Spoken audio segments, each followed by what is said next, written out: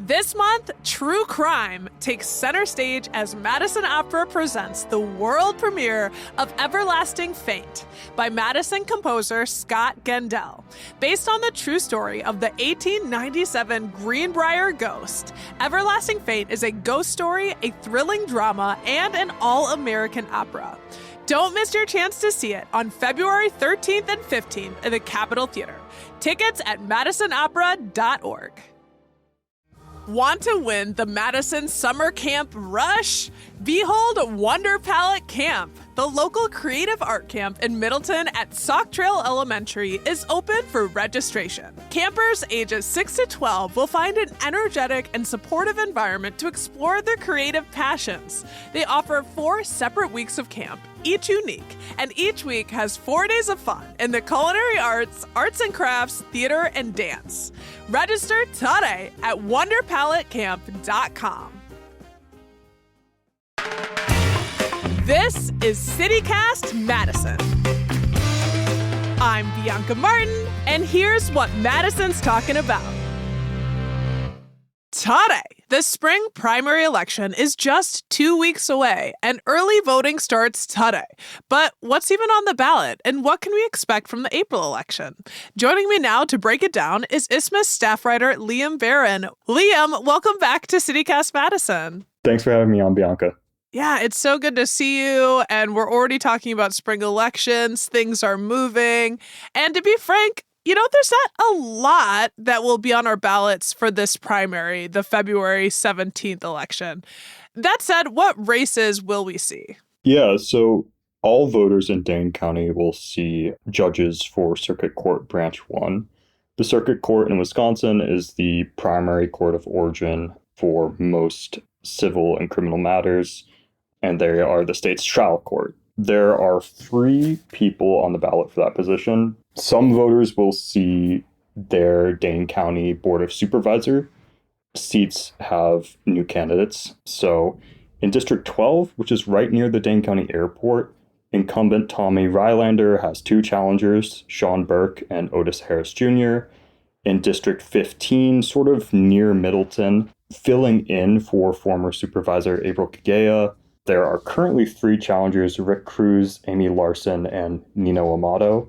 And then in District 28, incumbent Michelle Doolin has 2 challengers, Ethan Linas and Nathan McGree. That district is pretty far west from Madison. It encompasses Black Earth and Mazomanie. I want to dig into both of these further, and let's start with the Dane County supervisors and then get a little bit more into, the circuit court judge.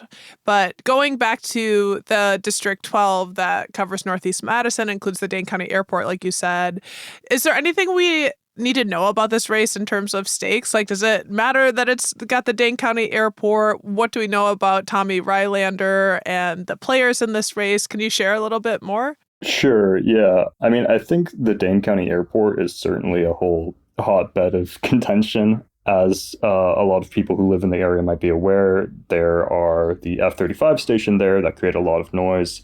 The county actually has a new noise remediation plan that they issued relatively recently.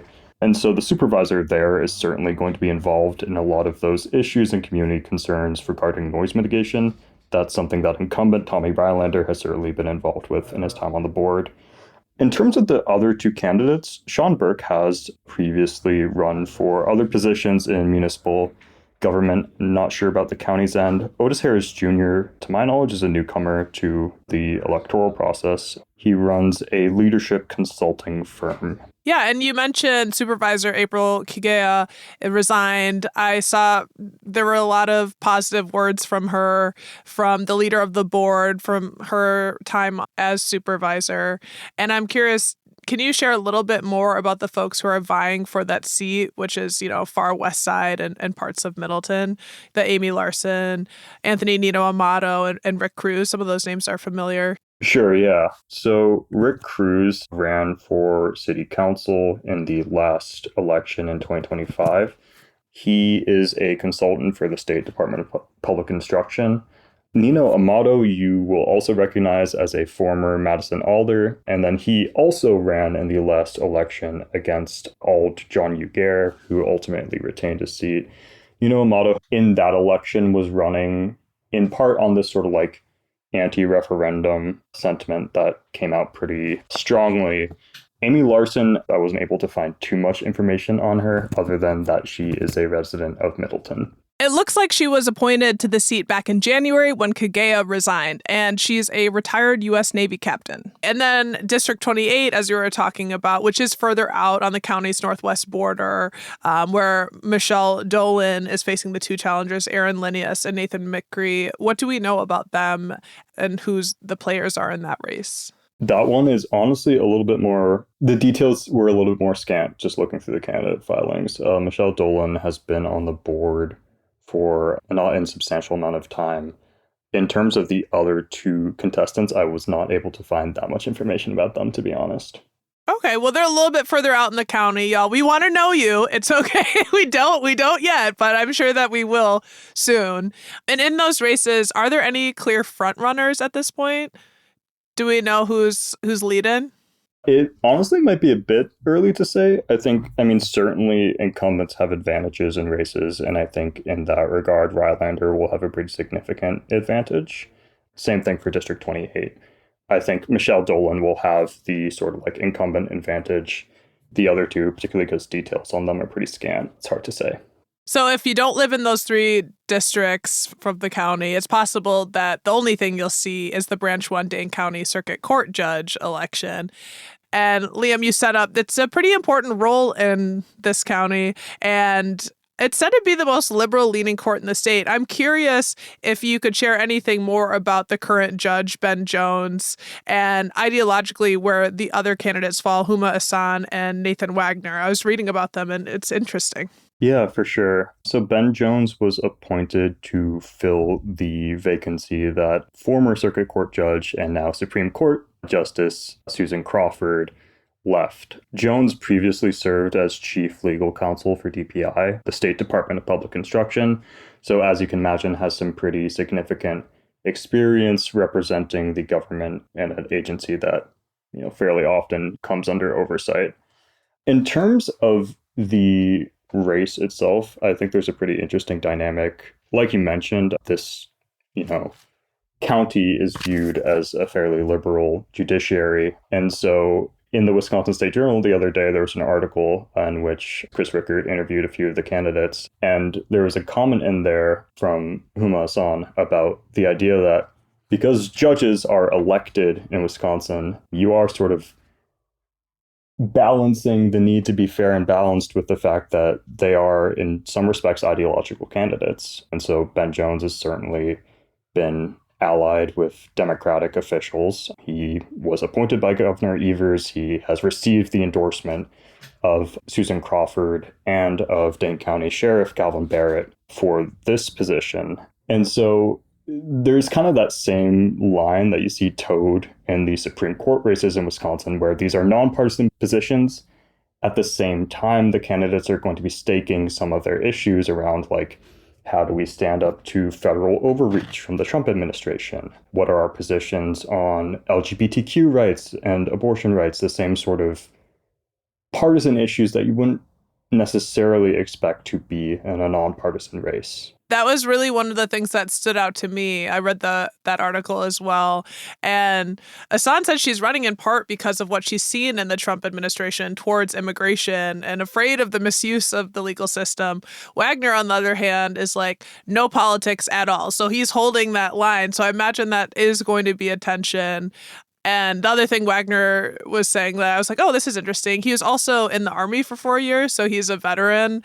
And he said that he thinks what he's bringing to the table is that he lived life. He said a lot of judges, you're just going through the legal system and you don't have the life experience. And he said he went to law school at 34. So, hey, at any age, never too late. And then beforehand was working in computing. And yeah, he was in the Army. So it's a big role. And it seems like that'll be an interesting one to watch.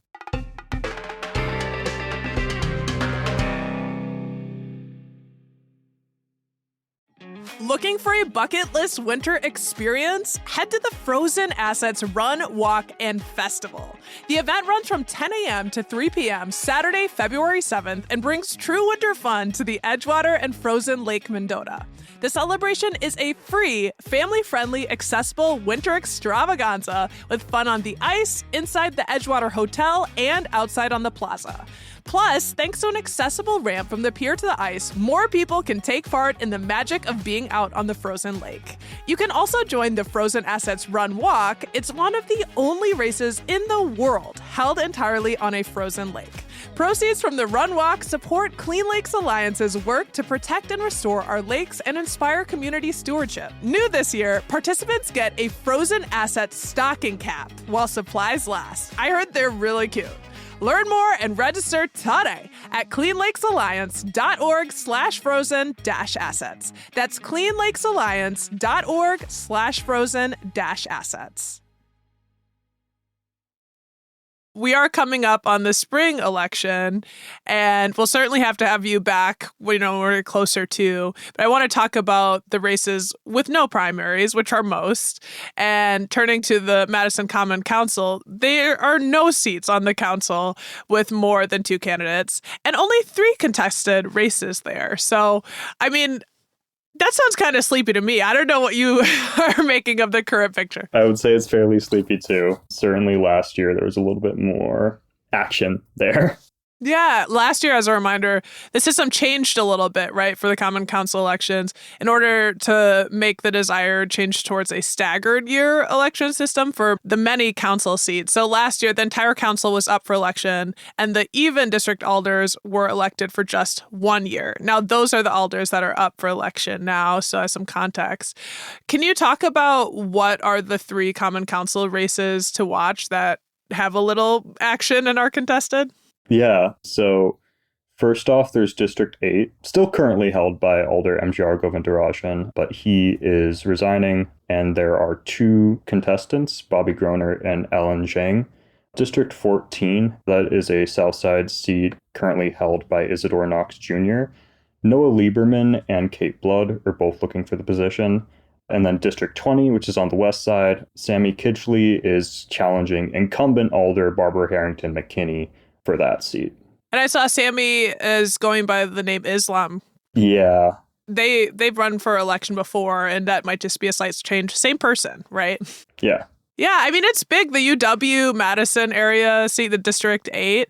Seeing Elder MGR Govindarajan leave, I don't know what happened, where he's going, but he was such a force on the council. And, looking at the District 14, Noah Lieberman versus Kate Blood, that'll be interesting. Yeah, and I mean, there is an interesting development happening in the south side of Madison, too, with the BRT redevelopment. So the city still has plans for a north-south BRT line to come to Madison, pending federal funding actually being awarded to the city, which is also still a very big question mark how that pans out. But I did see on Noah Lieberman's website that he's talking about BRT implementation and how that'll pan out, because, in the past, when BRT was finally implemented in September 2024, there was a lot of sort of consternation at first over how it affected existing routes and a lot of confusion among people. And I think that is an issue that the alder coming to this district will have to deal with if/when North-South BRT becomes operational. That's one of the issues in Madison that I'm really keeping my eye on. And I think for a lot of good reasons. There's a lot of money in that. And in terms of our values and shared stated values as a city, like how that's done and with the changes and support from the federal government. I don't know if there are any other notes about the council race that you would highlight. For sure. Yeah. I mean, I think the campus area races have some interesting things going on. Both candidates have obviously staked their campaigns around housing, which is a huge issue on campus. But then, interestingly, bar raids has become a somewhat talking point. So you might recall that in the fall, there was some news about whether or not bar raids had been canceled. And then it didn't exactly end up being the case. There were still sort of like these targeted bar operations, but they weren't exactly blocking people in anymore. Both candidates, Bobby Groner and Ellen Zhang, have said that they are opposed to continuing bar raids. So who knows how that issue will play out among the student demographic in the campus seat, but it's certainly one to keep an eye on. And then opposition to sort of the ongoing federal actions that we're seeing has also been a theme playing in that race. So both students have said that they want to help sort of insulate District 8 from ICE operations to whatever degree is possible, which is actually a big question mark because local offices don't actually necessarily have that much control over federal action.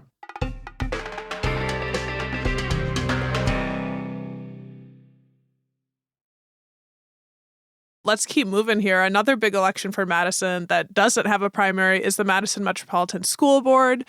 Two incumbents are facing challengers this spring. Who's running in those races? Sure. Yeah. So this was actually pretty exciting to see. MMSD has had some sort of there have been concerns about how contested or not those seats are. Like in the last election, both Nichelle Nichols and Ali Muldrow ran uncontested for their seats. There was only one contested race. This time we're getting two. So incumbent Nikki Vandermeulen is facing Dana Calusi-Lind, and then incumbent Blair Mosner-Feltham is facing Daniela Mull. Thing to note with MMSD, these seats aren't geographically bound, so you'll see both on your ballot, which is different than how a lot of Wisconsin municipalities work. It also means that candidates, when filing, can actually pick who they're running against, rather than, say, like a city council race where you would be running for the district that you live in. Yeah, that is really interesting. Is anything standing out from these races between the candidates themselves? Yeah, I think there's certainly a few things. Dana Calusi-Lind has made a pretty big stake on, one, the implementation of artificial intelligence policies in MMSD. So obviously a rapidly evolving sector and issue in everyone's lives. She's hoping to establish a AI policy to help better train kids on how to interact with these things in an equitable and sort of responsible way. So that's been an issue that's been interesting to look at. There's some issues facing MMSD broadly that all these candidates will have to contend with. Among them, the potential repeal of Act 10 on how that'll affect the district's bargaining with the teachers union. The district has to implement a cell phone policy by June, I believe, regarding the use of cell phones in school classrooms. That's something that the board will be involved with. And then there are still sort of these lingering questions about the referendums that voters passed in November 2024. So there was a $100 million operating referendum and a $507 million capital referendum, and some parents still have questions about how that money is being spent, what exactly it's going towards. A lot of the board candidates have spoken about a desire to better communicate with MMSD parents about how that money is being used, and I think this idea of fiscal responsibility or wanting to avoid further referendums has certainly been something that's come up a decent bit. I attended a Lafayette Marquette PTO meeting where that question was asked of the candidates, and all sort of had a variety of answers to how they would try and avoid future referendums. Yeah, well, and also the issue around transparency feels like an ongoing one. It's certainly just from the 3 years doing this show, and when we got a new school superintendent, it was like, we want to know what's happening. Like, and there's a lot of concern around that. So thanks for bringing that context. There is also the statewide race for the Wisconsin Supreme Court. Less dramatic than the past years, but it's still a big ticket election. Obviously, the last time we had an election for the Wisconsin Supreme Court, it was a big, expensive deal. So what's going on this year's race for justice?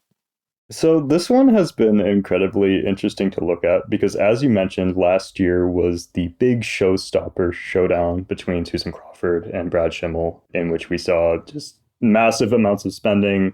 I believe it topped $100 million. Comparatively, right now, per the most recent filings, Chris Taylor, who is running, even though this race is nonpartisan, but Chris Taylor is running aligned with the sort of like liberal wing. She has raised about $2 million. Her opponent, Maria Lazar, who is aligned with the more conservative wing, has raised about $200,000. So there is a pretty massive gap in fundraising, and I think some sort of ongoing questions about what's going on to cause that gap and whether that's at all an indictment of Lazar's potential as a candidate. And so, yeah, it's been really interesting to see, especially because compared to last year, this race feels a lot quieter, like a lot more has kind of slipped under the radar. And certainly in part, that's because the balance of the Supreme Court is not in question anymore. So when Susan Crawford won the seat last year, it cemented a 4-3 Liberal majority on the court. If Chris Taylor were to win, it would become a 5-2 majority. If Maria Lazar were to win, stay a 4-3 Liberal majority. So, there's not this potential for a shift, which certainly caused a lot of the interest in last year's race. At the same time, the fundraising totals have already raised some questions. And just a bit of background on the candidates. Chris Taylor is a former Madison area legislator.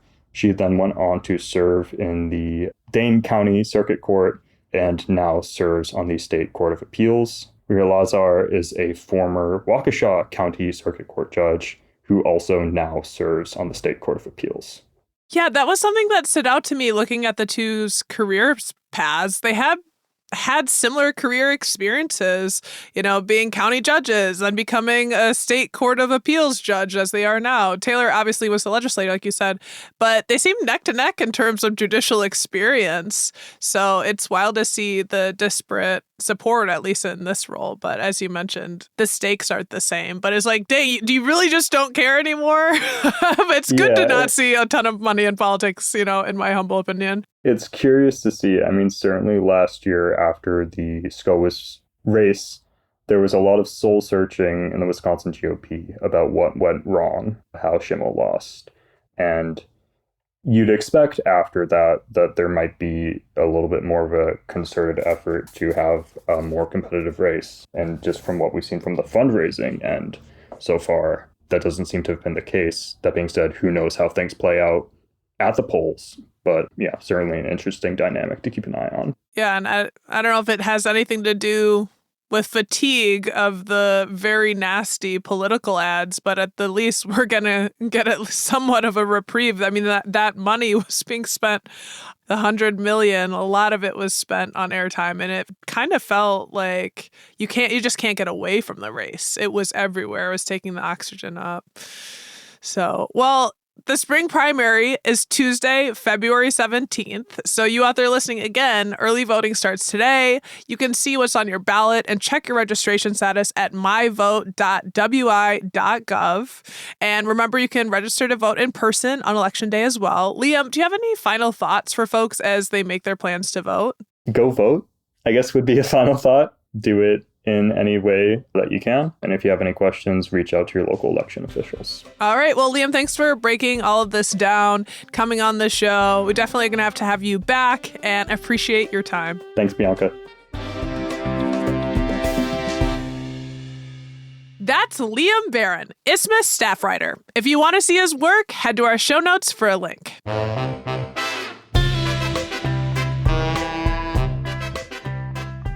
That's all for today, here on CityCast Madison. I'm your host, Bianca Martin. Don't forget, you can support the show and get great perks by becoming a CityCast Madison neighbor at membership.citycast.fm.